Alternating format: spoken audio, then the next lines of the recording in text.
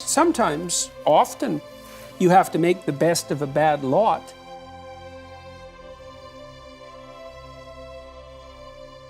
I'll tell you what it is that you need to do to be successful. Some of these things aren't so malleable, but others are things that you can work on. Well, IQ, well, that's a rough one, because there's no evidence, as far as I can tell, that you can do a damn thing about your IQ. I was just reading a paper by Dan Simon today. It's a relatively recent review. Dan Simon did the Invisible Gorilla stuff, and he was looking, because there's all these companies that claim that these online brain training exercises can produce cognitive improvements, and he reviewed the literature again. And I've reviewed that literature like 6 times in the last 15 years, because I keep hoping that someone will crack the problem, but it's always the same answer. It's like, you do brain training games, you get better at the game, a lot better at that game. You get slightly better at similar games, but distal games that are still heavily cognitively loaded doesn't affect your performance. So the issue of how to raise IQ, man, that's a killer. No one knows how to do it. I can tell you how to stop your IQ from decreasing as you get older. That's not so bad, because it does that.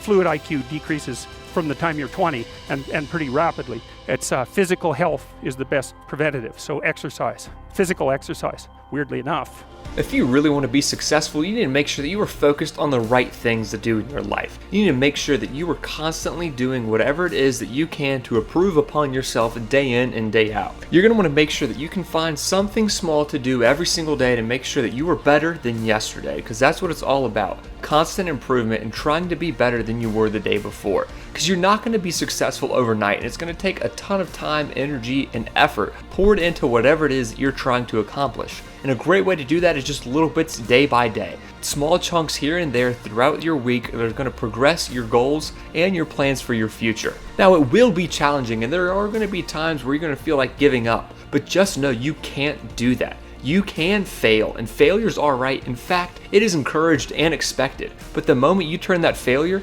into you giving up, that's when it's game over. It doesn't matter how many times you fail, as long as you rise up every single time and keep pursuing your goal relentlessly. But if you give up, then everything's off the tables, and all that energy and time you into your goals is just an absolute waste. You're not going to gain anything from that because you decided to stop doing it and give up. But if you fail, you can fail 150 times and you get up 151 times. That's all that matters. That last time that you rose up to the challenge could be the difference between failure and giving up and success. Trying to tell the person what they did wrong, it's like, well, you did everything wrong. Everything about this essay is wrong. Well, that's not helpful either. You have to find the few little things they did half right, and you have to teach them what they did wrong. It's really expensive. And so what I did with this rubric was try to address that from the production side instead of the grading side. But the best thing you can do is teach people to write, because there's no difference between that and thinking. And one of the things that just blows me away about universities is that no one ever tells students why they should write something. It's like, well, you have to do this assignment.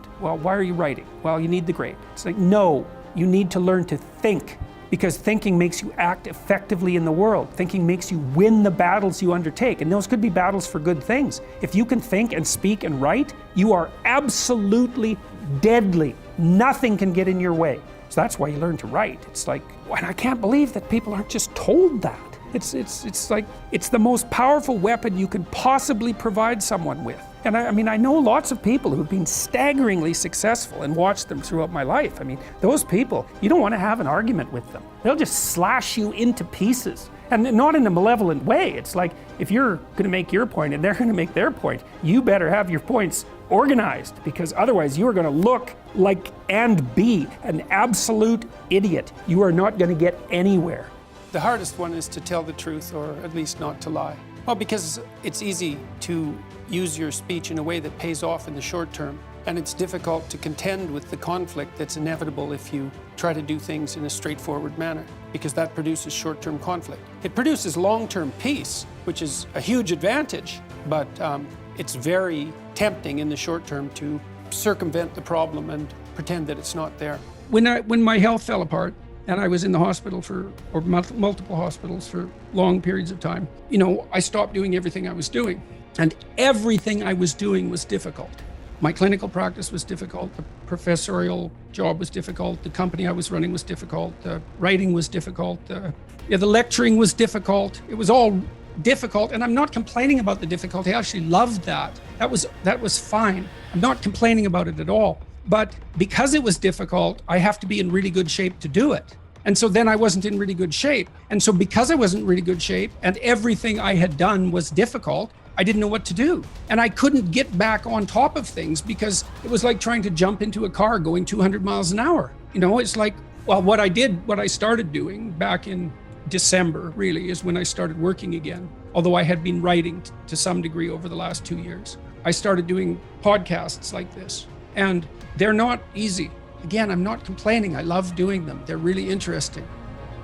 Thank you so much for watching this video. If you haven't, please like the video, subscribe to the channel, and let us know what you thought down in the comment section below.